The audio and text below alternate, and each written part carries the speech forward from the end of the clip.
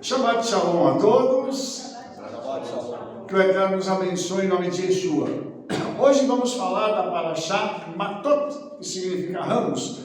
Essa Parashá e a próxima Parashá, ela é a última do livro de Números. Então nós vamos terminar este nosso livro de Números falando sobre algumas coisas bem interessantes que nós precisamos tratar através deste estudo da Torá. Nós vamos começar, obviamente, como sempre, lá pela Brit Hadashah, em Atos capítulo 9. E nós vamos falar em Atos capítulo 9 sobre algo que é muito conhecido, tá? Nós vamos falar do quê? Do momento em que Rabino Shaul recebe uma visitação de Yeshua. Então nós vamos ver algo aqui muito interessante que eu preciso mostrar para os irmãos, porque isso vai nos remeter a algo muito interessante. Eu já falei sobre isso no nosso vídeo passado, então eu só vou dar uma explicação bem rapidinha. Quando o Rabino Shaul recebe cartas para poder perseguir os judeus messiânicos, ele está se levantando contra a obra do Senhor. Gamliel já tinha aconselhado, já tinha dito, se essa obra é do Eterno, ela vai prevalecer e vocês vão estar lutando contra o Eterno. Senão ela morre por si só. Não precisa ninguém pôr a mão. Olha que interessante isso, né? As coisas do Senhor, elas permanecem. Mas as coisas do inimigo, ele mata. Então vamos ver uma coisa interessante aqui. Rabino Shaul tem um encontro com Yeshua, lá em Atos 9, e subitamente algo muito lindo do céu, um resplendor de luz cerca Rabino Shaul e aquelas pessoas que estão com ele. E eu quero, irmãos, fazer uma observação aqui. Tudo que o Senhor faz é público. Os irmãos estão entendendo? Tudo isso é público. O Senhor nunca faz nada escondido de ninguém. Ele faz as coisas publicamente. Desculpa. E quando Yeshua, esse esplendor do céu, cerca Rabino Shaul, ele cai por terra. Ele cai por terra por causa da glória do Senhor. E lá no vídeo eu estava mostrando que ele não foi o único. Daniel aconteceu isso com João lá na ilha de Patmos.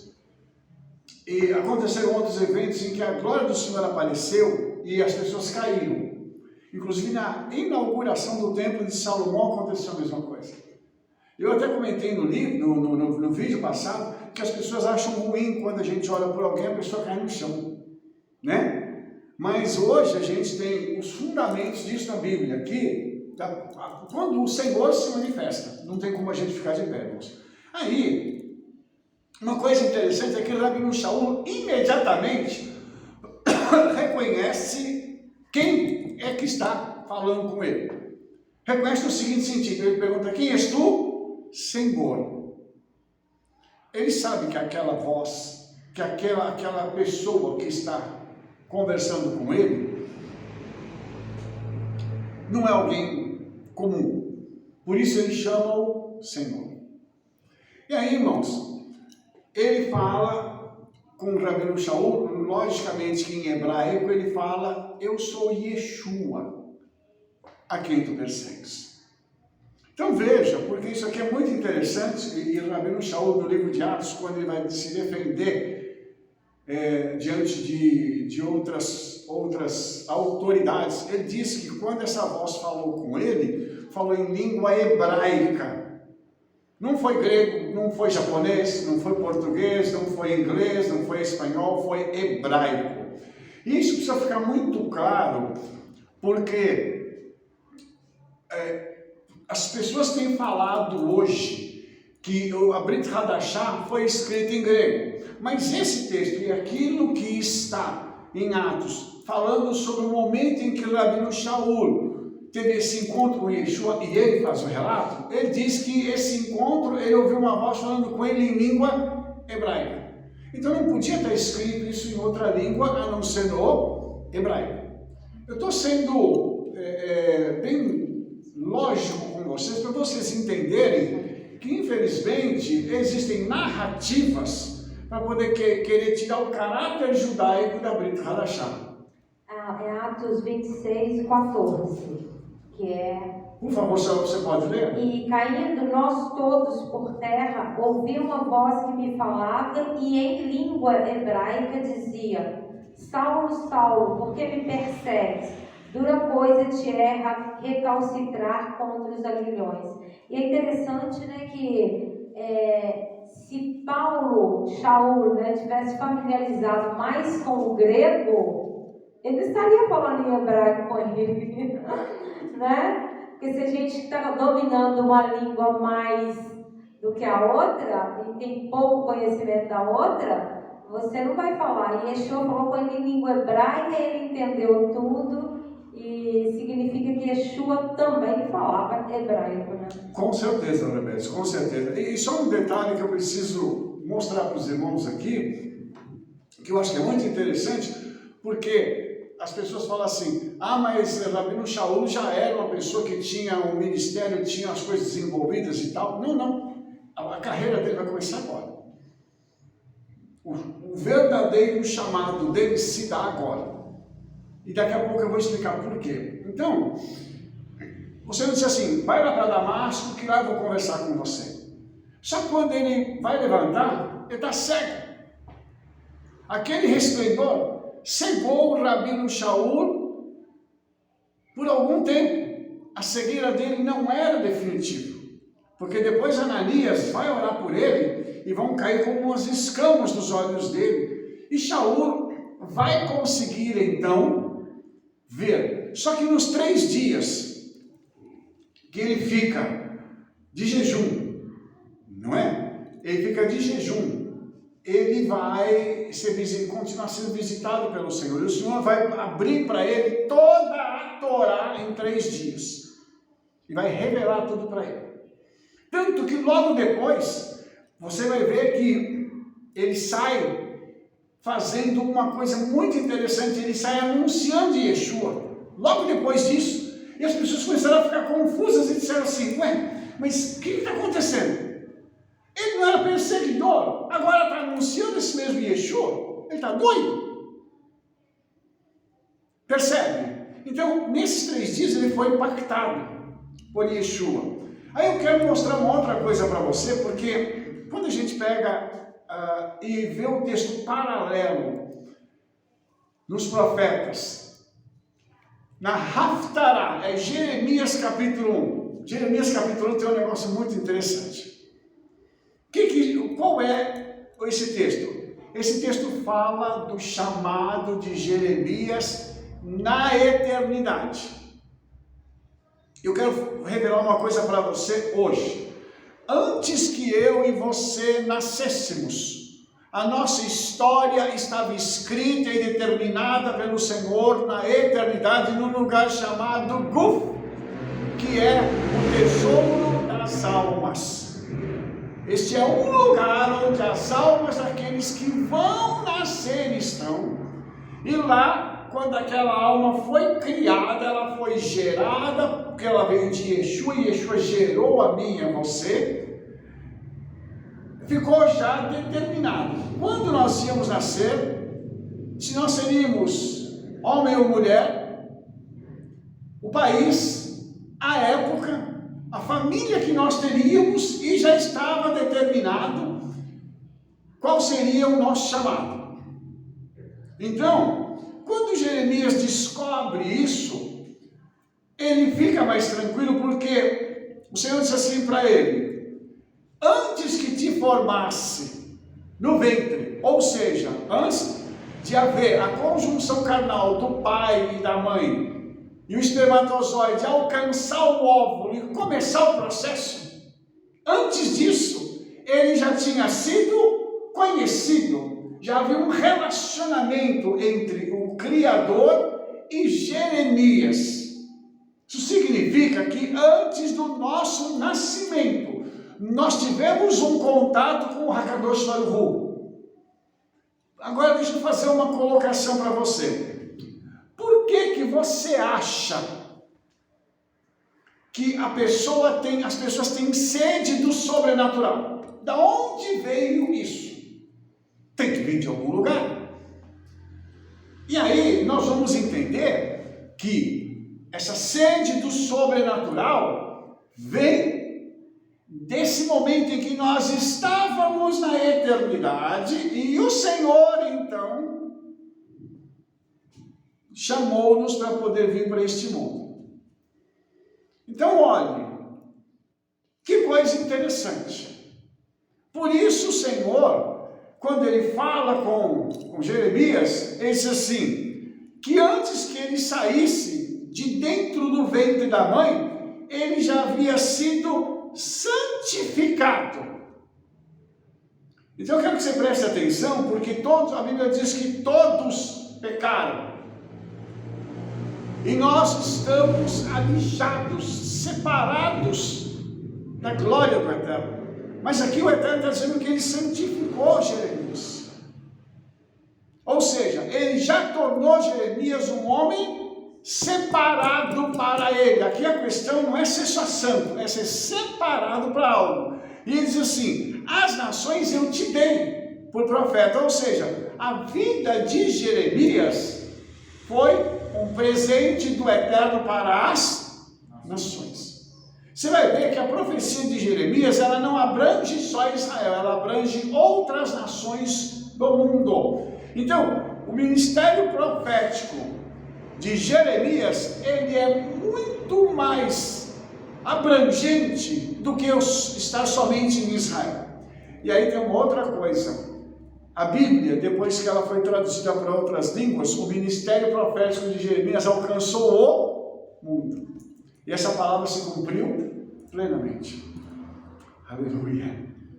Veja que coisa linda. Então, quer dizer, por que eu estou mostrando isso para os irmãos? Para vocês entenderem que está escrito, Isaías escreveu o seguinte, sendo a boca do Senhor, a minha palavra não volta vazia.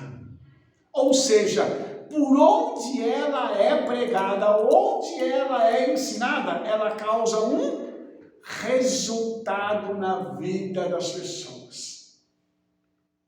Então, há algo diferente que está acontecendo. Por quê? Porque esse homem, ele foi chamado para abrir a boca e profetizar. Qual que é a arma que Jeremias usou? A boca. A palavra que sai da boca dele,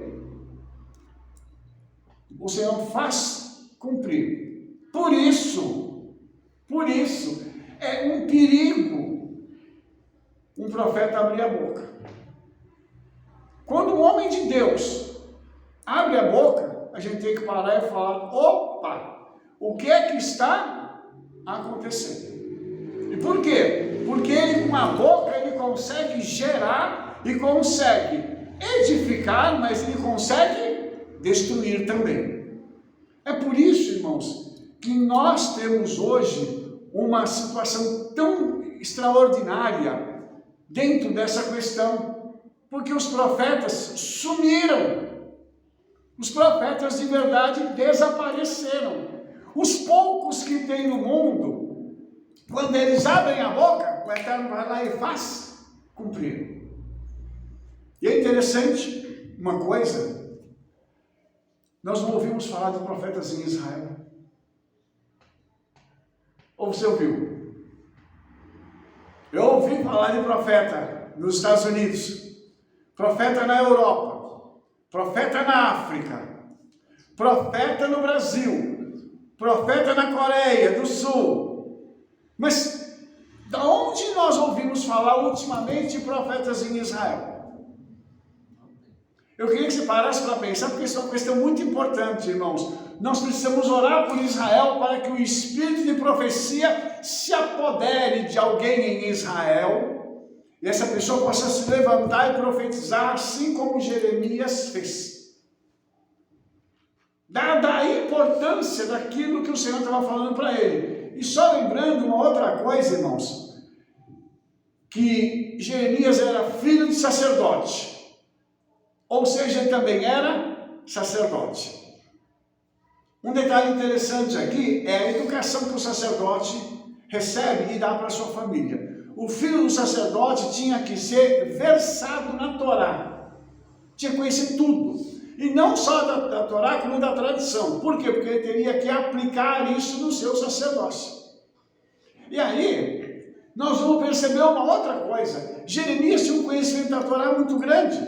Quando o Senhor chama ele diz assim: ah, Senhor, eu sou uma criança, eu nem sei falar porque eu sou uma criança. E aí o Senhor diz assim: olha, independente de qualquer coisa, meu filho, eu ponho a minha palavra na boca de quem eu quero. Eu uso quem eu quero. Não rejeite o meu chamado. Então, isso aqui é uma outra questão, porque quando o Senhor levanta um profeta, esse profeta fala e as coisas acontecem. Não é midiático, não tem mídia, não tem aquele espalhafatoso, aquela coisa de pular e... Não. É palavra. Ele fala e acontece. Ele diz e o Senhor vai e faz. Então nós precisamos entender o seguinte: nós não somos contra os profetas mirins que aparecem por aí. O que nós precisamos entender é que tem que haver responsabilidade. Antes da pessoa sair para profetizar, tem que ter conhecimento da Bíblia, para não profetizar abobrinha. Porque senão, abre a boca e nem sabe o que está falando. Então nós temos que ter esse conhecimento, assim como Jeremias teve. Uma dica: se ele disse que era uma criança, provavelmente ele não tinha feito o bar mitzvah dele, né? Não tinha nem 13 anos ainda quando o Senhor fala com ele. Por isso ele disse: eu sou uma criança, porque senão ele não diria isso. Ele já teria alcançado a maioridade. Então, isso também é uma particularidade do texto que às vezes a gente precisa parar para pensar. Que muito antes dele estar engajado no ministério sacerdotal, o Senhor já tinha chamado ele para ser profeta. Ou seja, o ministério profético estava acima do ministério sacerdotal. Tá? E quem tem o ministério profético, via de regra, carrega a unção profética. Tanto que ele vai fazer algumas coisas, ele vai fazer atos proféticos que vão ressoar até o dia de hoje. Então o verdadeiro profeta, ele vai e começa a desenrolar algumas coisas no reino do Espírito que são muito interessantes. Ele traz a presença do Senhor e ele faz com que o sobrenatural se manifeste no mundo físico, no mundo natural, para que as coisas possam então se materializar. E a profecia se torna história. A gente precisa lembrar disso. Ok? Então, a Parashá começa dentro desse aspecto falando sobre isso. E uma outra coisa que eu acho que é muito interessante: o Senhor toca na boca dele. Isso aconteceu em um outro momento com um outro profeta chamado Isaías. Quando o anjo vem, pega uma brasa e toca na boca dele, mostrando o seguinte: eu é que coloco a minha palavra na tua boca. Você não vai falar o que você quer, você vai falar aquilo que eu te ordenar. Há uma diferença entre uma coisa e outra. Quem é guiado pelo Espírito Santo sabe disso. Quantas vezes a gente quis ir para algum lugar e o Espírito Santo disse assim: você vai para lá. Mas Senhor, eu queria ir para cá. Então, queria, mas eu estou te mandando para o outro lado de lá. Então a gente precisa ter esse discernimento e falar assim: Senhor, coloca as tuas palavras na minha boca. Eu não quero falar as coisas que eu conheço, que eu sei ou que eu acho.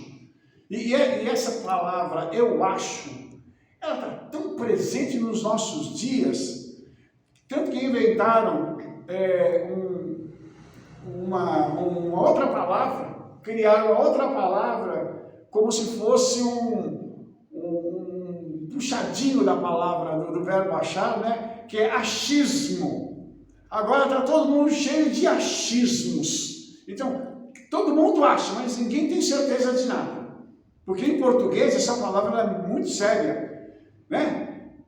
Nós usamos essa palavra no popular para dizer uma coisa que nós não temos certeza. Então Jeremias não poderia fazer isso de forma alguma, assim como quando o Rabino Shaul tem um encontro com Yeshua, ele não pode achar nada. Quando você pega os escritos do Rabino Shaul, ele fala do que ele tem certeza. Isso é tremendo, irmãos.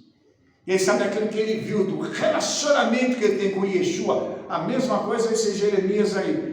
Porque o Senhor vai falar assim, eu vou falar para você e você vai falar para as nações. O verso 16 diz, e eu pronunciarei contra eles os meus juízos, por causa de toda a sua malícia, pois deixaram a mim. O Senhor falando para Jeremias, diz assim, fala para Israel. Isso.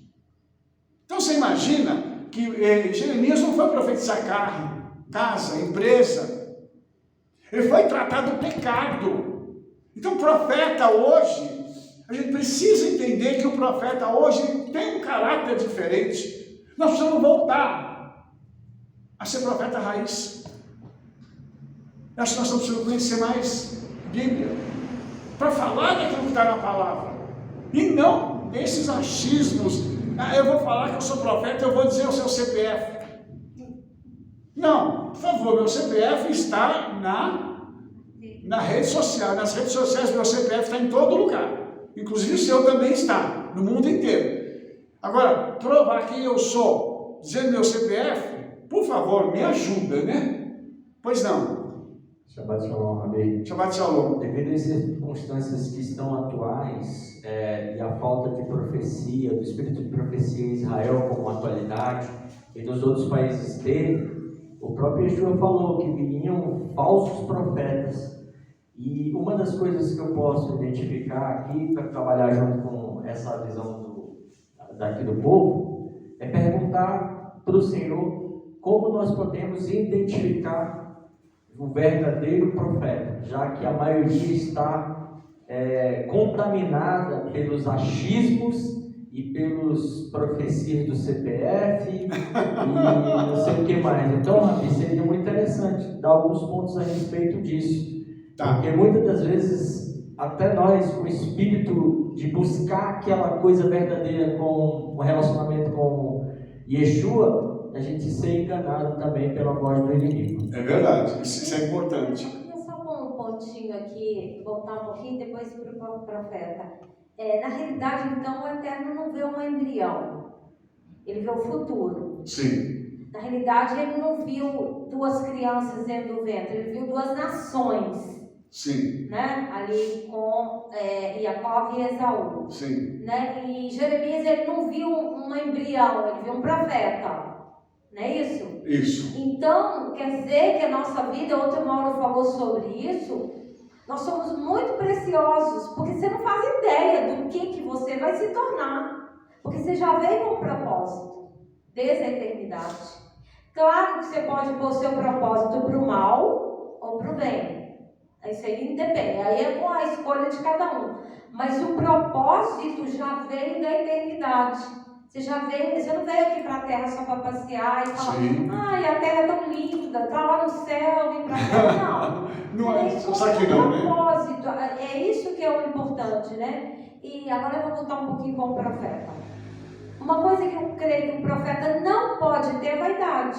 Se ele tiver vaidade, já arrasou o profeta. Outra coisa que ele não pode ter, interesses, seja como Elias.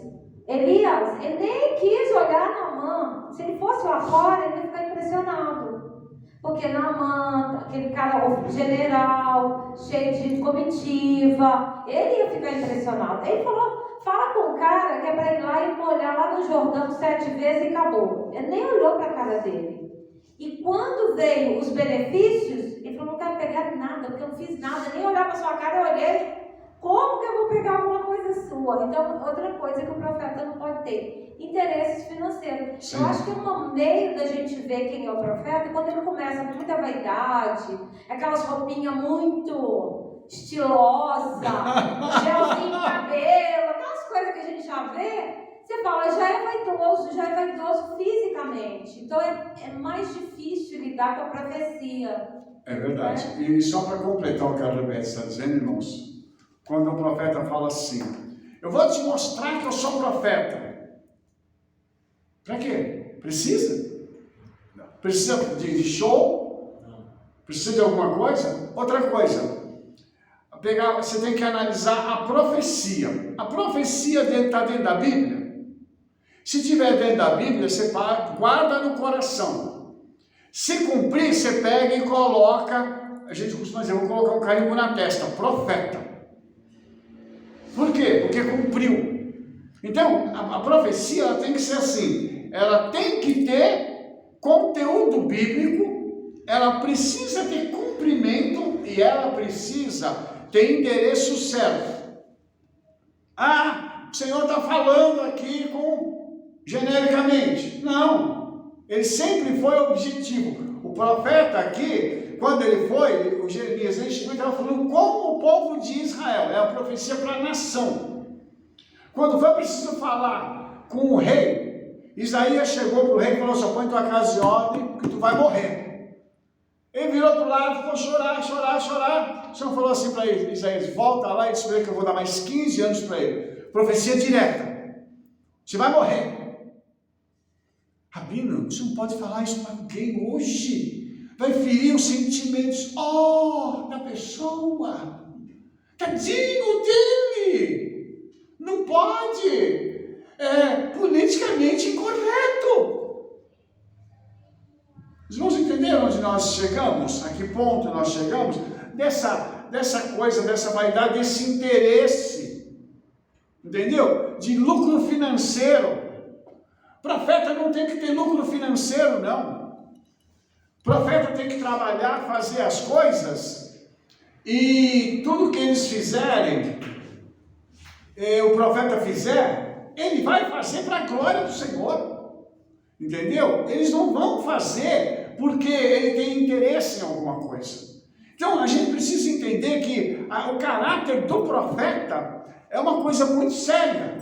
E a gente tem que olhar isso, porque quando Jeremias falou, Jeremias sabia com quem ele estava falando, e o Senhor estava dizendo para ele assim, meu filho, pode ficar tranquilo, quem vai cuidar de você sou eu.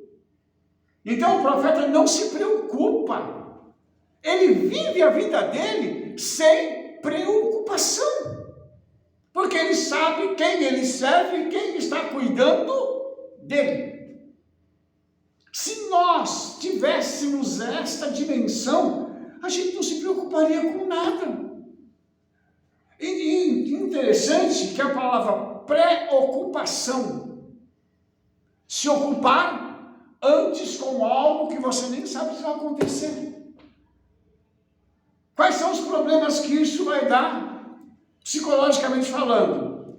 Muitos podem ocorrer por causa de preocupação. Jeremias sabia com quem estava lidando. O Rabino Shaul, aqui em Atos 9, quando Yeshua se encontra com ele, ele falou assim, eu sei com quem eu me encontrei.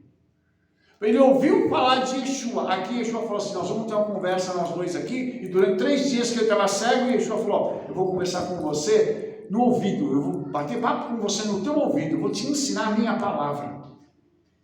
Irmãos, um encontro desse, um relacionamento desse, é para ninguém mais esquecer.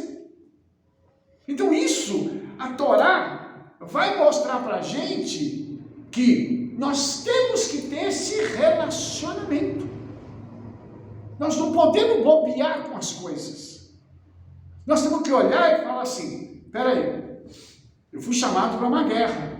Inclusive aqui na Torá, Números capítulo 31, vai falar sobre a guerra que vai ser feita contra os midianitas. E ele diz assim, Números 31:3, falou Moshe ao povo dizendo, armai-vos alguns de vós para o exército. Irmãos, tem uma convocação aqui. Nós somos chamados para a guerra. Ah, a guerra é física, Rabino? Não. Mas a guerra é espiritual.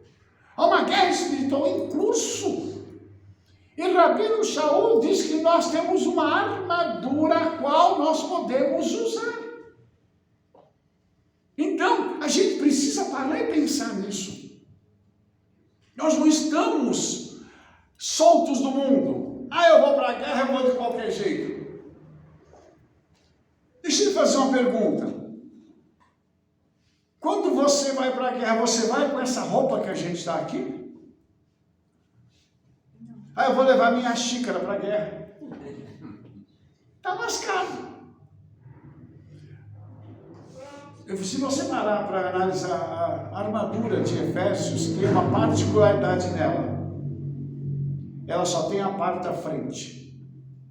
Porque a parte de trás dela não tem nada. E por que não tem nada? Porque o Senhor é a nossa retaguarda. Aleluia. Nós somos chamados para ir adiante, não para virar as costas e retornar. Ou deixar a nossa luta, abandonar o campo de guerra. Nada disso. Por isso, irmãos, a guerra não é para todo mundo. Eles tinham que se alistar aqui para a guerra, para eles poderem penetrar aquele mundo e dizer assim, nós vamos. E é interessante, irmãos, que quando o Senhor te manda para a guerra, não tem baixas. Mas quando a pessoa entra na guerra por conta própria, as baixas podem ser inúmeras. Então nós temos que entender isso na Torá, e que essa guerra, ela começa no reino do Espírito. Tudo que a gente vai fazer, a gente tem que fazer com oração. Primeira coisa, orar. Segunda coisa, continuar orando. E terceira, persistir em oração e deixa o Senhor fazer o resto depois. Por quê? Porque quando a convocação para a guerra vem, a gente tem que estar pronto. Lembra-se, eu não sou criança. Nenhum de nós aqui é criança. Ah, Rabino, tem pouco tempo que eu estou caminhando com o Senhor. Então vai aprumando aí, vai se preparando, porque você vai ganhar uma maturidade rapidinho para você poder entrar na guerra. E lembre-se que a guerra tem níveis. E na guerra, não é todo mundo que vai para frente de batalha. Mas quem vai para frente de batalha tem que saber que está indo para não voltar mais. Na batalha espiritual, nós estamos indo para voltar. Por quê? Porque nós sabemos quem está indo conosco. Rabino Shaul diz que essa batalha ela é realizada nas regiões celestiais, onde os principados e potestades têm o seu domínio e eles estendem o seu domínio até a terra. Por isso, quando nós celebramos as festas bíblicas, nós estamos condenando os principados e potestades. Cada festa bíblica, ela vai e atinge um principado. Vocês entenderam que a gente não tem que fazer força? A gente precisa obedecer. Como é que a gente vai lutar contra um demônio, contra um principado? Não tem como. Mas aí o Senhor tem um exército à nossa disposição. Aí você vai falar assim, peraí, Rabino, mas nós não somos o exército? Sim, mas fora do exército físico tem um exército invisível que anda conosco. Aleluia! E é por isso que é lindo, irmãos, porque o Senhor fala assim, vai e extermina os midianitas, vinga-os. Interessante, irmãos, que o Senhor está dizendo, vão e vinguem. Essa palavra vingança é uma palavra muito forte, né? A gente diz assim, eu não posso me vingar. Até na Bíblia está escrito que a vingança é do Senhor, mas aqui Ele está mandando. Porque quando a vingança pode ser operada através de nós, Ele permite que isso aconteça. Não é para a gente ter orgulho, irmãos. É para a gente olhar e falar assim, misericórdia. Se o Senhor fez isso com essa pessoa, imagina se eu fizer alguma besteira, o que Ele vai fazer comigo? Temos que ter essa consciência também. Desse mover do Senhor na nossa vida e da situação da qual nós nos encontramos. Porque enquanto o povo aqui andou em santidade, a coisa deu certo. Nada estava errado para eles. No deserto, aconteciam grandes milagres. Qual o motivo? A obediência. Enquanto eles estavam obedecendo, ninguém ficou doente em 40 anos. O que eles estavam tomando? O que eles estavam comendo? Que eles não ficavam doentes? A água, segundo o Rabino Shaul, ela vinha do próprio Yeshua. O maná era o próprio Yeshua. Então você imagina que o que eles estavam recebendo no deserto era já um prenúncio da vida eterna. A água era aquela que Yeshua dava. Uma água que flui de debaixo da sala do trono. Eles estavam bebendo essa água. E o maná, eu contei para vocês, falar para as pessoas que não ouviram isso aqui no nosso canal. A palavra maná é manhu em hebraico. E foi trazido por o que é isto? Mas a palavra hu em hebraico é ele. Então a tradução certa seria, quem é ele? Então o maná não era uma coisa, era uma pessoa. E aí Yeshua diz assim, eu sou o pão vivo que desceu dos céus. Ah, meu Senhor! Lá no deserto, Yeshua sustentou a vida deles. Oh, Senhor, que glória! Então, quando esse pessoal está indo, quando os israelitas estão indo para lutar contra os midianitas, eles estão indo debaixo da proteção daquele que os criou. Ele está mandando para a guerra. Se ele está mandando para a guerra, ele não está indo sozinho. Deixa eu dar um exemplo para você aqui. Lembra do nosso querido irmão tio Davi? Davi. Que pequenininho, né? Ele foi lá no acampamento onde os filisteus estavam reunidos para a guerra. Foi levar algumas comidinhas, né, para os irmãos e levar para a pessoa que estava comandando lá, né, aquele batalhão. Tipo assim, né, deixa meus irmãos do lado de cá, não coloca num lugar muito perigoso, eu tenho um agradinho para você aqui, né, o presente chega antes, né. E aí Davi ouviu Golias amaldiçoando o nome do Senhor. E dizendo, não tem homem aí não? Ele não está comigo. Davi olhou aquilo e disse, ele está fazendo Hilul Hashem. O que ele está fazendo? Profanando o nome do Senhor. Aí aquilo no coração de Davi ardeu. Porque Davi disse assim, eu preciso agora fazer Kiddush Hashem. Eu preciso santificar o nome do Senhor. E o que ele fez? Ele chegou para Saul e disse assim, olha, deixa eu dizer uma coisa para você, Saul, eu vou lá e luto com ele. Saul pegou e disse assim, não, você é um menino ainda, não dá para você ir lutar com ele. Não dá para você fazer isso. E aí Davi disse assim, não se preocupa não, eu matei um leão e um urso com as mãos. Pode deixar que eu vou. Só que a luta de Davi não era uma luta física, porque ele não ia colocar a mão em Golias. A luta era espiritual. E Davi sabia disso. Tanto que quando Davi chega perto dele, Davi diz assim, você vem contra mim com paus e pedras, mas eu vou contra você em nome de...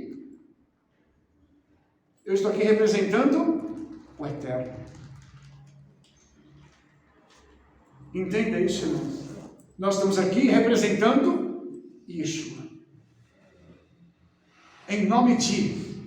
Eu estou indo com o aval dele. Ele me levantou, ele me trouxe aqui para esse lugar. Para eu poder te derrotar. Hoje eu vou te matar. Olha a audácia desse moço. Novamente é politicamente incorreto. Ele pegar e falar aquilo. Golias olhou, deve ter falado assim, não tinha algo mandar essa pouca sombra, esse pedaço aqui de gente? E Davi, irmão, cheio do Espírito Santo, ele tinha uma pedra do alforje. O que é a pedra? Yeshua. Ele pegou aquela pedra e, na minha opinião, Davi estava tão cheio do Espírito Santo, mas tão cheio, que o Espírito Santo pegou e disse assim: vai precisar só de um tiro, viu, filho? Não se preocupa não. Corre! Irmãos, eu já falei isso em outros vídeos meus, mas eu vou repetir aqui de novo. Eu vi um documentário sobre atiradores com funda. Existem pouquíssimos homens desses no mundo, e tem 2 que acertam de uma distância maior, de 100, 150 metros, 200 metros. Tem 2 homens no mundo que atiram com essa precisão. Davi correu ao encontro dele, mas eles atiram parados. Eles ficam parados, giram e atiram parados, para poder acertar um alvo a 150, 200 metros à frente. Davi correu, irmãos. Como é que você vai correr, balançar o corpo, para poder dar os passos, girar a funda e ela acertar no lugar que você quer? Ou melhor, que precisa. Na minha opinião, o Espírito Santo tomou a mão dele, e quando aquela pedra saiu, ela saiu com uma velocidade tão grande, quando ela atingiu a fronte de Golias, ele tomou a pedrada, puf, congelou e caiu. Cadê o acusador? Cadê o endemoniado gritando? Uma palavra de um homem e a ação dele na guerra calaram o inimigo. Existem momentos, irmãos, que a gente precisa ter palavra e ação para calar o inimigo. Existem momentos que a gente precisa abrir a boca e dizer: eu venho contra você, em nome do meu Senhor Yeshua, quem você tem afrontado, e tomar uma atitude, porque aqui eles foram alistados para isso. Números 31, 7 eles lutaram contra eles, como ordenou o Eterno a Moshe, e mataram a todo o homem. Uma guerra tão tremenda que eles mataram todo mundo e não morreu ninguém do exército de Israel. Ou seja, a guerra para a qual eles foram enviados não é guerra para ter baixa, é guerra para tirar despojo. O Senhor vai colocar você em guerras que não é para você morrer, mas é para você pegar e tirar o despojo, para que você possa receber algo que era teu, que te foi roubado, mas que aquela guerra vai te devolver. Por isso ela ganha primeiro no reino do Espírito, porque essa vitória no reino do Espírito vai fazer com que o Senhor possa então já enfraquecer os demônios que estariam lutando contra mim e contra você, para nos entregar aquilo que é nosso. Por isso, irmãos, a Torá é tão rica, tão rica. Deixa eu só fazer uma pergunta. Tem alguma pergunta que você quer fazer? Porque senão eu vou voltar para falar sobre voto. Pois não, pastor? Rabi, então podemos considerar essa visão que o senhor falou em relação ao reino celestial, da guerra com os inimigos, a mesma guerra para derrubar os deuses das 10 pragas do Egito? Com certeza. E o que o irmão falou é tão interessante, que cada um dos demônios, dos líderes dos demônios, dos principados que estavam regendo o Egito, cada um deles foi derrotado. E por fim, o maior.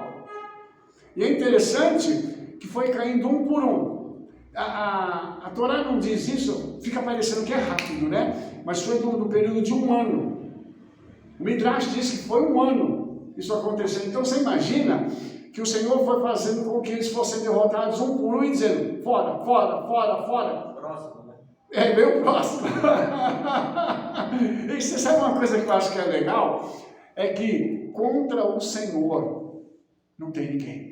E lá na última praga o Senhor disse assim, que ele faria juízos contra os deuses do Egito. E ele disse assim: eu sou o Eterno. Arrepia. Eu sou o Eterno. Entendeu? Então imagine, quem é o demônio? Quem é o principado ou potestade que pode fazer alguma coisa contra Yeshua? Vocês conhecem algum? Se vocês me conhecem, me falem, por favor, porque eu não conheço não. Porque está escrito que todo joelho vai se dobrar diante de Yeshua. Todo. E quando a Bíblia diz todo, eu digo o seguinte, até no inferno, os demônios principais potestades e Satanás, aquele que disse o bonzão, né, que eu vou matar, que eu vou fazer, que eu vou acontecer, ele vai colocar a cara no pó, e na minha opinião ele vai estar, no dia do grande trono branco, ele vai estar na primeira fileira, assim, de pé assim, ele vai ter que ajoelhar, colocar a cara no pó, e vai dizer, Yeshua, eu não queria dizer isso não, mas eu vou te dizer, tu és o Senhor, para a glória de Deus Pai. Meu, eu vou estar do lado de lá pulando. Você pode, não me segura, por favor, que eu vou estar pulando e gritando e falando, dá nele, Yeshua. É uma prisão da mente do povo que ainda acredita nessa mentira, não é? Pastor, porque a batalha está ocorrendo na mente. E Satanás tem usado veículos para prender a mente das pessoas, cada vez mais. Para as pessoas não crerem nisso, porque hoje a gente tem uma dificuldade de falar sobre o mundo espiritual, porque as pessoas não acreditam mais nisso. Eu estava vendo um rapaz fazendo uma pesquisa, eu não me lembro se foi nos Estados Unidos ou foi na Inglaterra, ele estava perguntando se as pessoas criam em Yeshua, só que ele estava chamando de Jesus, né? Você acredita nele? A pessoa disse, não, nunca existiu, não. No meio de uns 12 não, apareceu um que disse sim, eu creio. Então o irmão vê o seguinte, o diabo conseguiu fazer um trabalho muito bom prendendo a mente das pessoas. Por isso que a gente precisa tomar cuidado com aquilo com o que eu estou alimentando a minha mente. O que eu estou jogando para dentro da minha mente.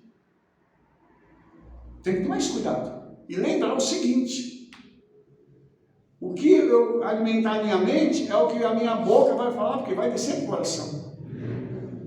Por isso, a Torá também diz assim, guardei a tua palavra. O salmista diz, no meu coração para não pecar contra ti.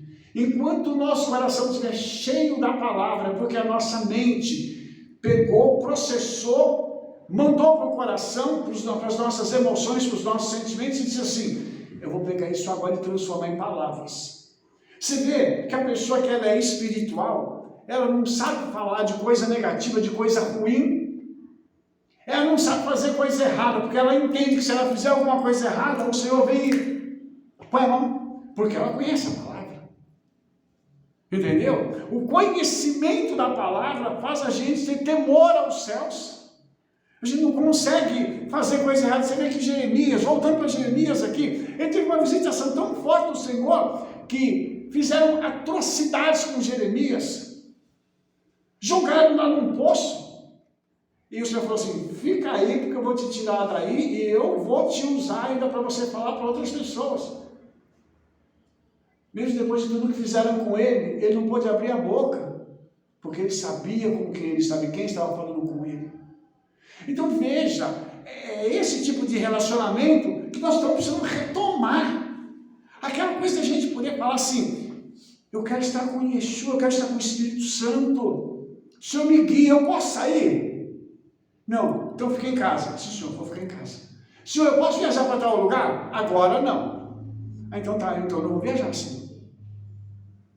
Porque você joga por terra o teu ego. E esse negócio de ego é terrível. Porque, eu sou o flor das couves, o rei da cocada preta e da branca também. Né? Acontece, né? A pessoa se acha. E a gente pega o Moshe, uma pessoa um cara tão humilde, que quando o Senhor falou assim várias vezes, eu vou destruir esse povo, vem cá que eu vou fazer de você outro povo. Ele falou, Senhor, não faz isso não. O Senhor tem uma reputação, Senhor. Senhor, o que as pessoas vão dizer? O que vai ficar registrado na Torá, que o Senhor matou todo mundo e fez um povo através de mim? Não, o Senhor não faz isso não. O mesmo povo que fez ele pecar. Por favor, vamos entender isso, irmãos. Como é que a gente tem que ter o caráter assim, e deixar o Senhor fazer? Deixar o Senhor. Deixa ele na frente, que ele opera. Porque, olha, quando a coisa tem que acontecer, irmãos, ninguém segura. Não tem poder em qualquer lugar do universo que segura. Isaías disse isso através de palavras muito simples. Ele disse assim, operando eu, diz o Eterno, quem? A gente não precisa ficar preocupado. Aqui, quando o Senhor manda Israel para a guerra, ele já vai com certeza na vitória. Por isso que hoje eu gostaria muito que Benjamin Netanyahu e as IDF, as Forças de Defesa de Israel, pudessem olhar e falar assim, Senhor, nós podemos ir para a guerra? Para que lado que nós vamos, Senhor? Nós vamos usar o que, Senhor? Entendeu? E se fizesse isso, Israel nunca mais ia ser derrotado. Mas eles estão confiando em Iron Dome, estão confiando em Donald Trump, estão confiando em não sei quem, e a gente está vendo os resultados da nação. Por isso nós precisamos levar isso com oração para Israel, pedir, Senhor, põe fogo naquele povo em Israel, para eles começarem a olhar para a palavra e entenderem a palavra. Tem o profeta em Israel, né? Precisa, porque não tem profeta lá hoje, nós somos um profeta lá, né? Alguém que pegue a palavra e diz assim, diz o Eterno, pum, e as coisas começam a acontecer, entendeu? Mais alguma coisa, irmãos? Eu queria falar de voto, eu posso? Obrigado. Vamos para o princípio da paraxá. O que é um voto? Voto, irmãos, é qualquer coisa, qualquer compromisso que eu faço com alguém. Por quê? Não é voto só falar assim, eu vou fazer um voto. Se eu vou fazer isso assim, assado, e o Senhor me dá frito e torrado.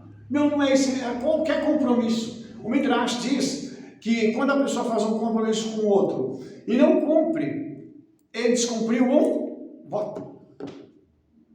Vou dar um exemplo, assim, bem simples para os irmãos. Se eu disser assim, eu vou na casa do fulano de tal, de um dos irmãos aqui, eu vou na sua casa para poder tomar um café à tarde.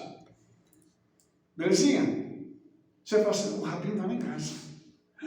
Né? Eu sei que a mulher já vai ficar assim, alucinada, porque a mulher quer preparar tudo, né? Ela vai fazer a faxina na casa antes, limpar tudo, e vai preparar aquele cafezão gostoso com um monte de coisa. Aí, eu marquei 3 horas da tarde, chegou 3 horas da tarde, eu não apareci, chegou 3h30, eu não apareci, 4 horas eu não apareci, e finalmente eu não fui. Além de eu ter quebrado um voto, eu gerei uma série de expectativas em você e frustrei. Você entendeu a amplitude disso? Aí o que o Senhor vai fazer? Ele tem que bater para dizer assim, você tem que ter palavra.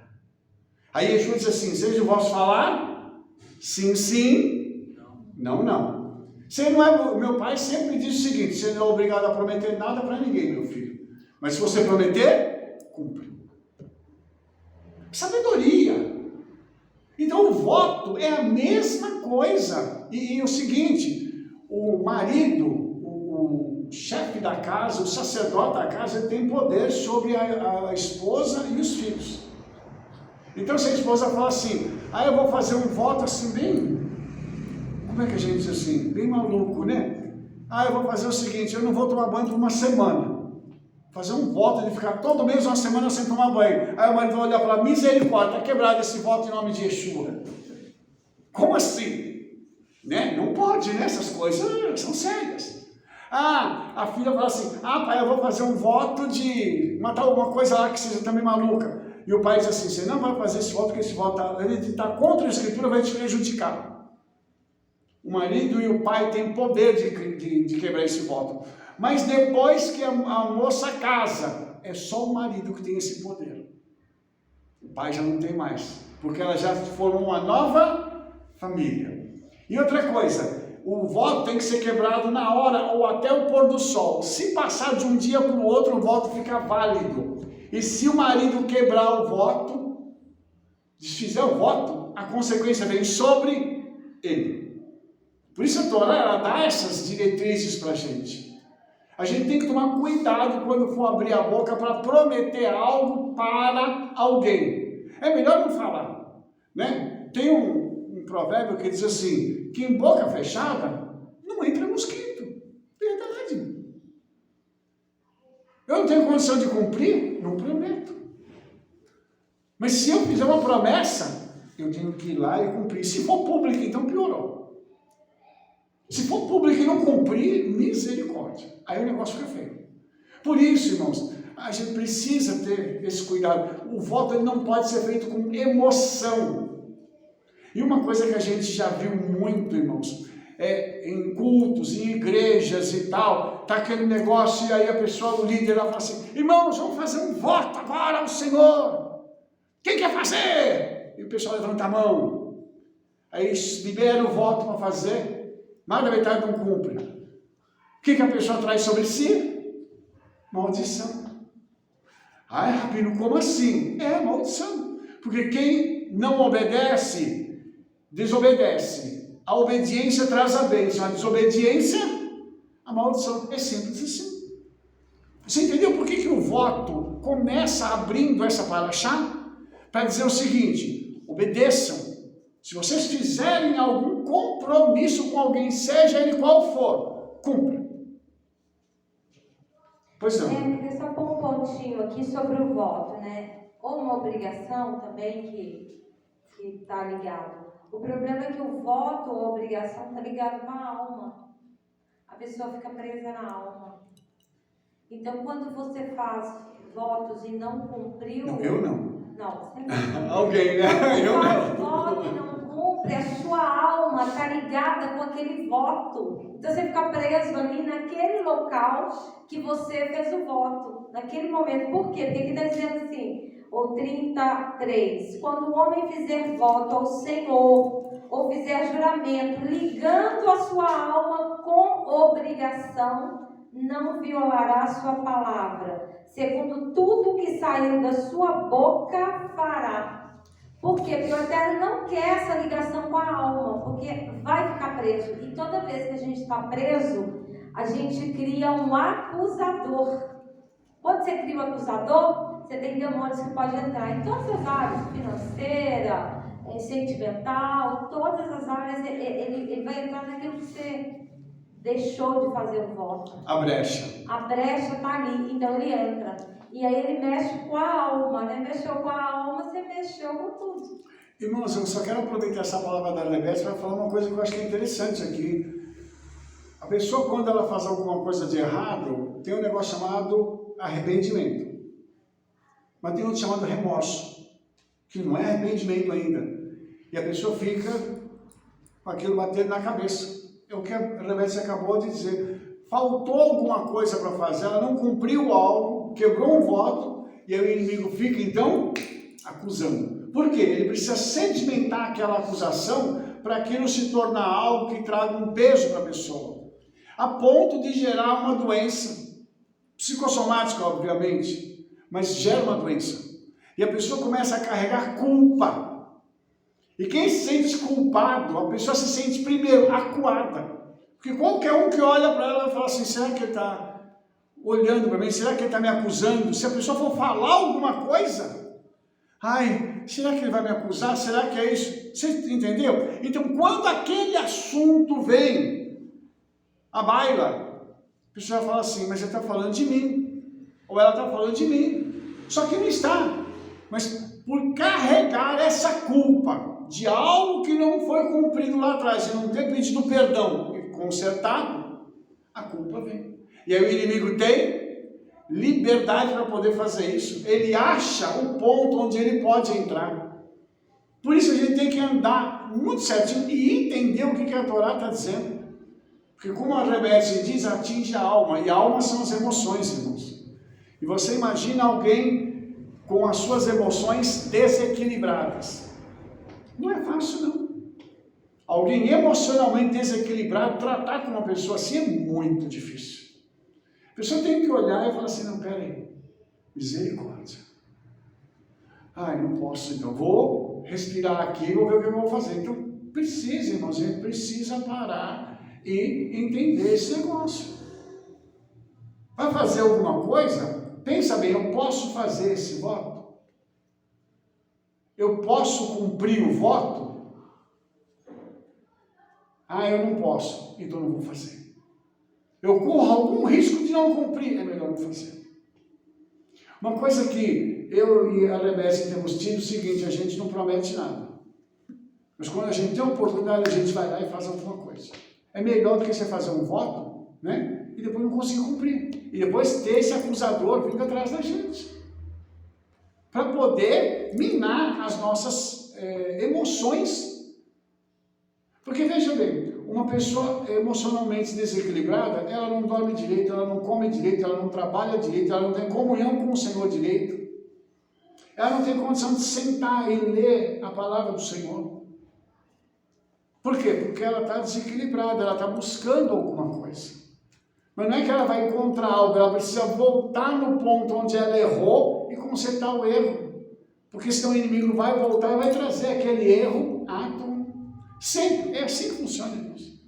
Por isso que essa questão de voto, ela é muito séria, entendeu? E uma das coisas que a gente vê o pessoal fazendo é voto na área financeira. Deixa eu pedir uma coisa para você.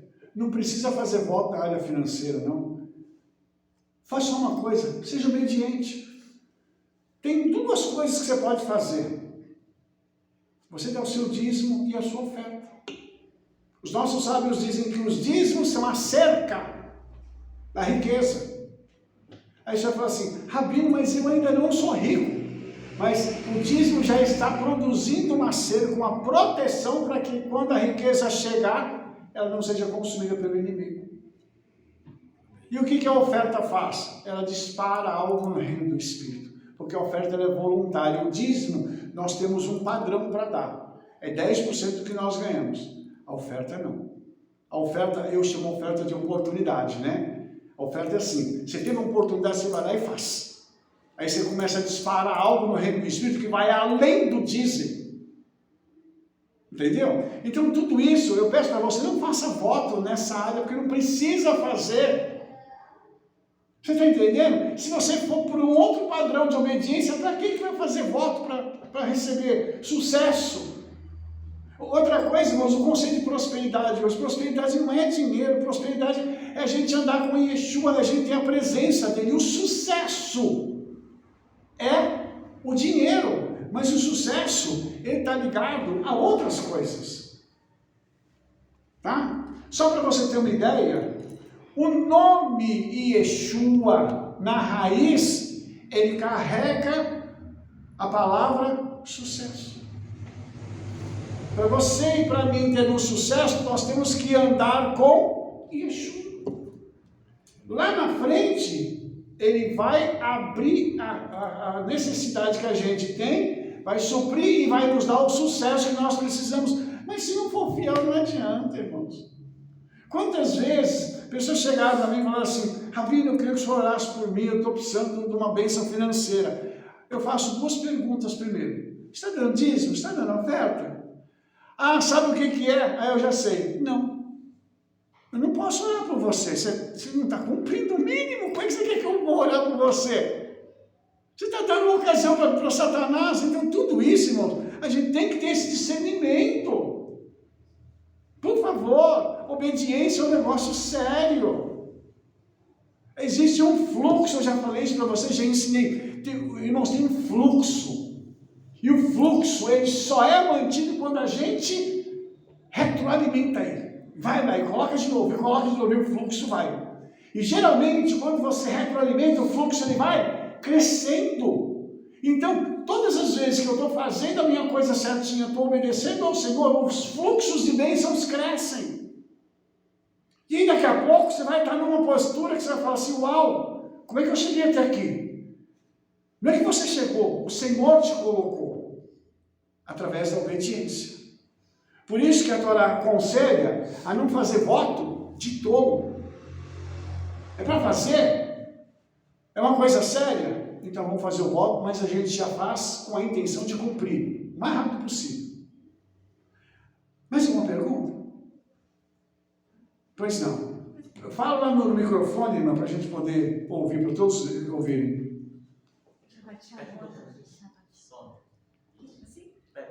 Isso, vamos lá. Shabbat Shalom. Shabbat Shalom. Eu estou com uma dúvida porque, como o senhor falou... Fala um pouquinho mais alto. Que o senhor falou de algumas igrejas, eu vim de umas igrejas assim. Então, vou fazer um voto também para cura, vou fazer um voto... Isso funciona? se a gente seguir as obediências, assim, tipo, eu quero fazer um voto para que a pessoa seja curada. Olha, uma outra coisa que, sabe, para mim voto é uma coisa muito, muito especial. Tem que fazer só no último caso. Eu vejo o seguinte, você precisa orar pela sua cura. Mas antes disso, você tem que pensar o seguinte, eu estou comendo direito, eu estou bebendo direito, eu estou fazendo tudo certinho para manter minha saúde? Porque, deixa eu dizer uma coisa para você, o Senhor não é culpado pela nossa irresponsabilidade. Ele trabalha onde? Ele trabalha na minha necessidade, mas irresponsabilidade é outra coisa. Então eu sei que eu não posso comer coisa gordurosa. Aí eu vou lá, pego a picanha, pego aquela picanha que está até, quando você corta ela faz assim, né? De tão cru que está, né? O boi está até gritando perto de você. Pega aquele pedação de gordura e come, e depois, ai, eu estou passando mal. O que será que aconteceu? Será que foi o pudim que eu comi depois? Entendeu? Então, eu estou com colesterol alto, eu estou isso, eu estou aquilo. Então, a gente tem que parar e se alimentar direito. Então, você está se alimentando bem, está tudo certinho. Tem algum problema? Senhor, essa enfermidade é para mim poder aprender alguma coisa? Por que essa enfermidade veio? É pecado? Eu cometi algum pecado lá que abriu uma porta para essa enfermidade entrar? Não, não é pecado. Então, o Senhor quer me ensinar alguma coisa. Então, ensina, mas me cura também em nome de Yeshua. Porque Yeshua, quando curou um homem, ele falou assim para aquele homem, volta para casa e não peca, para não te acontecer coisa pior. A mulher que foi pega em adultério, ele falou, vai e não peques mais. Ela tinha pecado, ela ia receber toda a sanção do pecado, que era a morte, mas ela não recebeu. Então a gente precisa entender bem o que é isso, de onde vem essa enfermidade. Porque às vezes o Senhor permite uma enfermidade para a glória do nome dele. Tá? Isso também está expresso nas Escrituras. Então eu tenho que entender isso e falar, Senhor, eu sou teu servo, tua serva. Na tua palavra está dito que o Senhor levou sobre si as nossas dores e as nossas enfermidades. Por que eu estou assim? O que o Senhor quer me ensinar com isso? Porque às vezes uma enfermidade vem para quebrar o nosso orgulho. A gente sabe que tem gente orgulhosa, né? Então, a pessoa fica enferma para ela ter que depender de outro. Tem gente que não gosta de depender de outro. Favor? Não, eu faço favor para todo mundo, mas ninguém pode fazer favor para mim. Eu era assim, irmãos. Eu tive que apanhar do Senhor para poder chegar nesse ponto. Então, na realidade, eu vejo que tudo isso tem um motivo do Senhor estar fazendo isso. Porque o Senhor não precisa lançar uma enfermidade sobre qualquer um de nós e falar assim, eu estou com raiva do meu filho, da minha filha. Se tem uma coisa que o Senhor não tem de nós, é raiva. Ele tem amor por nós. Agora, por favor, novamente a gente precisa obedecer. Deixa eu pôr um pontinho. Mas será que a gente acaba não querendo um caminho mais fácil do que a gente analisar a nossa vida, ver o que a gente está fazendo, se a gente está obedecendo, se está legal? Não é mais fácil, eu prefiro fazer um voto do Senhor me curar. Né? Então assim, fica um caminho mais rápido, mas aí você não pega a raiz do problema, né? Que é o que o Eterno quer, que a gente faça uma análise dentro de nós e fala assim, que nível que eu estou? Eu sou uma pessoa que cumpre os mandamentos, que eu estou obedecendo, que o Eterno e Yeshua é o centro da minha vida, que tudo que eu vou fazer, eu coloco ele em primeiro lugar ou não? Eu faço pela minha cabeça, tudo que vier eu quero fazer. Porque tem caminhos que são muito rápidos.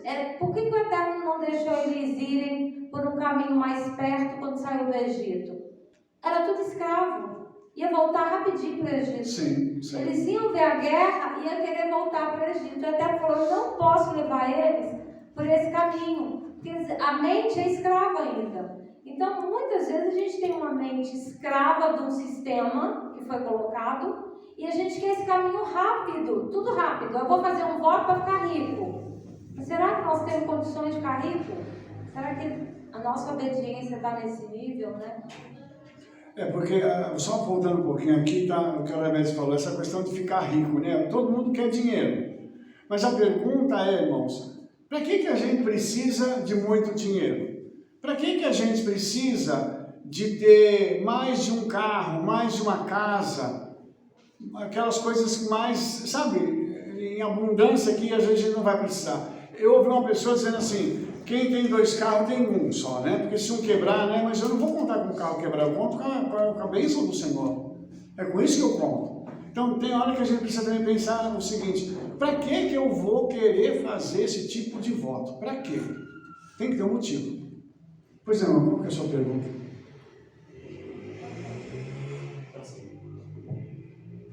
Rabino, é só a questão, como o Rabino colocou, a questão da oferta, né, e do dízimo e a premissa. A premissa se faz uma vez por ano, todo mês. Qual que é o critério, né, para você chegar nisso? É que a gente acaba esquecendo, né? Porque tem as ofertas das festas também, né? Que eu também não citei. É porque esses dois são básicos, né? Quando a pessoa cumpre o básico, esses outros vão vindo. Vamos falar então de primícia, rapidamente. Quando que a primícia é dada? Uma vez ao ano. Ela começa a ser dada em Shavuot e vai até o final da festa de Sukkot. Que esse ano vai terminar dia...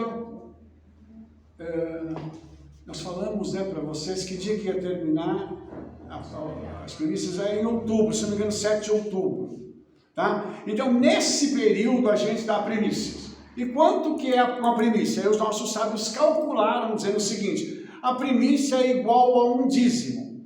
Então, por exemplo, eu ganho 1.000, eu dou 100 de dízimo. Vai ter um mês entre Sukkot, Shavuot e Sukkot, em que eu vou dar 100 de dízimo e 100 de primícia. Tá claro isso? Então, é muito simples, você faz uma vez por ano. E o que a primícia faz? Ela blinda a colheita anual. O dízimo é mensal. Então, você vê, olha só a mentalidade celestial como é que ela é. Ela te dá uma solução para aquilo que é mensal, mas dá uma solução para aquilo que é anual. Porque a colheita era feita uma vez por ano. Hoje em dia, a colheita não é feita mais uma vez por ano. Por quê? Por causa da tecnologia, dá para se fazer mais uma colheita no ano. Entendeu? E quem ouve isso, é uma pessoa que é ligada no dia e fala assim, então tem que dar mais uma primícia? Não, é só uma. A Bíblia diz que é só uma, então a primícia é uma vez só por ano. Entendeu? E quando a gente vai, por exemplo, numa festa do Senhor, todas as festas, a Torá diz assim, de mãos vazias não te apresentarás diante do Eterno teu Criador. Então na festa a gente tem que levar uma oferta também. Então, só para você ter uma ideia, tudo isso, irmãos, causa, tem um princípio por trás disso que destrava a nossa vida financeira. Aí você pode perguntar, por quê? Porque Yeshua disse o seguinte, dai e ser-vos-á dado. Boa medida, sacudida, recalcada, transbordante. E essas coisas que eu falei são princípios da Torá. Então, se eu sigo isso significa o seguinte, que eu estou cumprindo tudo aquilo que Yeshua me mandou.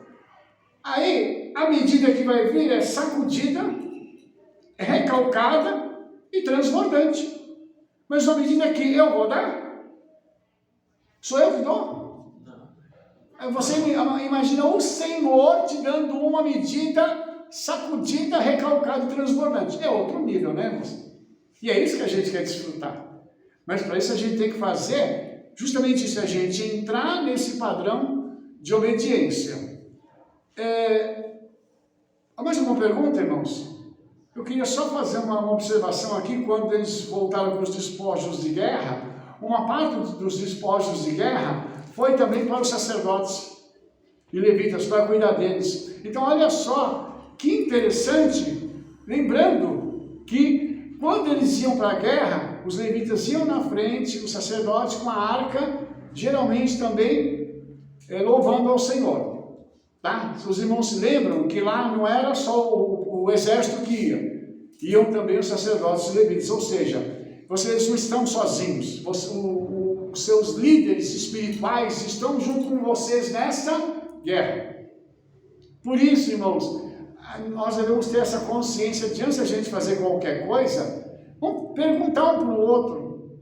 Rabino, eu queria saber isso assim, assim, assim, será que eu posso entrar nisso? Vamos orar para a gente poder entrar junto. Para você não entrar numa guerra sozinho. Para a gente entrar em parceria e o Senhor poder fazer as coisas que precisa. Eu tenho várias pessoas que são meus amigos e que me consultam e falam, Rabino, dá cobertura aí no negócio assim, me ajuda com oração assado. E isso não é cobertura espiritual, isso é parceria. Eu não dou cobertura espiritual para ninguém. Por quê? Porque eu sou pecador. Se eu cometer um pecado, aquela pessoa que está debaixo da minha cobertura, já era. Por isso nós somos parceiros. Nós atuamos como um corpo em paralelo. Todo mundo, nós somos um ao lado do outro. Por acaso, eu estou rabino hoje para vocês. O dia que eu for para outro lugar, vai ficar uma outra pessoa como rabino. Os irmãos entenderam? Mas até então, a gente tem que entender como é que isso funciona. Então, aqui a Torá está dizendo em Números 31, do 25 ao 30, que tem esse cuidado do Senhor para com os líderes. E o próprio povo é que cuidava. Por quê? Porque os líderes não tinham herança. E a palavra herança é nahalá, era uma herança física. Eles carregam amor, achar que é herança espiritual, mas herança física não. Então por isso a gente não tem que se preocupar com dinheiro. Eu falo nós, líderes. Porque quando a gente serve ao Senhor, se é chamado para o ministério, quem chamou, quem me empregou, foi Ele. Quem tem que pagar o salário é Ele. Ele sabe que eu tenho, de um dia até o outro do mês, eu tenho uma despesa fixa. Quem tem que suprir? É Ele. Os irmãos entenderam isso? Então, quando a gente é chamado para o ministério, o Senhor nos dá aquilo que é necessário. Então, voltando lá para Atos 9, Rabino Shaul era fabricante de talite. Lá em Atos está dizendo na nossa tradução, né, que ele fabricava tendas. Mas isso aqui é chamado de tenda. Onde a gente faz o seguinte: vou entrar na tenda, vou entrar comigo? Aqui, ó, entrei na tenda, agora eu vou orar. Então o Rabino Shaul fabricava isso tudo aqui, para ele também poder ter dinheiro, para não depender dos irmãos. Pior que ele era um shaliach, ele era um enviado. Depois você vai ver lá no livro de Coríntios, que ele falava, ele fez coleta com as congregações para ajudar a congregação de Jerusalém. Não era para ele, era para os irmãos. Você entende isso? Mais uma vez a gente falando de abnegação, de doação, de um líder que se dá.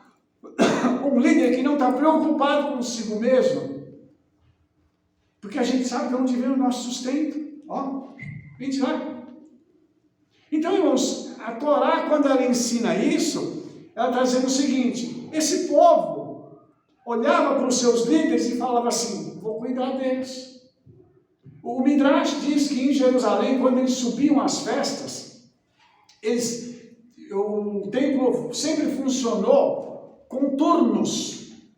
Então, cada turno tinha um grupo de sacerdotes e levitas servindo. E o povo, naquela época, chegava em vários horários diferentes, até de madrugada. Então, quando eles chegavam, eles iam direto para onde? Para o templo. O sacerdote que estava lá com os levitas, eles entregavam os seus dízimos, as suas ofertas, os seus sacrifícios e levavam presentes para os sacerdotes e para a família. Aí você fala o seguinte: por que Israel teve um sucesso tão grande na época de Salomão? Porque eles cumpriam isso. Aí na época de Jeremias, depois de Ezequiel, Isaías, eles começaram a se perder. E aí o Senhor fez o quê? Levou para o cativeiro babilônico. Uma das coisas que levou Israel para o cativeiro foi não cuidar dos líderes. E aí foi muito pesado para eles. Eles ficaram 70 anos no cativeiro. Por uma bobagem. Tinha que fazer? Ah, mas eu não vou fazer. Eles acharam que eles podiam, como a gente diz aí, enganar o Todo-Poderoso. Aí deu no que deu. Então, Isso aqui é um princípio muito, muito interessante e mostra para a gente o seguinte: nós devemos ter uma dependência ampla, total e irrestrita do Eterno. E eu digo uma coisa para você: não tem coisa melhor no mundo. Eu e o Rebesse vivemos uma vida assim, total dependência. Se você me perguntar assim, quanto entra na sua conta por mês? Eu vou dizer para você assim, não sei. Eu sei quanto eu tenho que pagar, mas quanto entra eu não sei. Eu sei que toda vez que tem algum boleto para poder pagar, o dinheiro já está lá. Aleluia! E é muito gostoso a gente entender isso do Senhor. Porque o serviço, irmãos, ele tem que ser feito por amor. Se você pegar na Torá, você vai ver Moshe fazendo tudo o que ele fez para o povo, e ele nunca pediu nada para o povo. Os irmãos entenderam? Olha só, como é que Moshe e a sua família depois alcançou a riqueza? Alguém lembra? Eu já falei isso aqui. Quando Moshe voltou com 2 tábuas de safira. Vocês não sabem que safira é uma pedra preciosa, né? Tábua azul de safira. Azul royal. Esse aqui da bandeira de Israel. Aí ele viu o povo pecando, ele jogou as tábuas e quebrou. Aí depois o Senhor falou para ele assim, faça você agora 2 tábuas e traz para mim. A pergunta é, quem ficou com as 2 tábuas quebradas, com aquele monte de safira? Moshe. E o Senhor falou assim, fica para vocês. O Midrash conta isso, fica para você. Agora você traz 2 tábuas que eu vou escrever para o povo. O Senhor providencia, irmãos. Por isso que a gente tem que ter muito shalom no que diz respeito a isso, para a gente poder caminhar e saber que é o Senhor que cuida da nossa vida. Perguntas?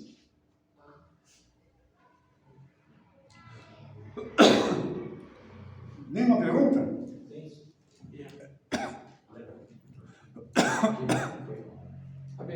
A primícia, ela funciona, ela é para ser dada ao líder?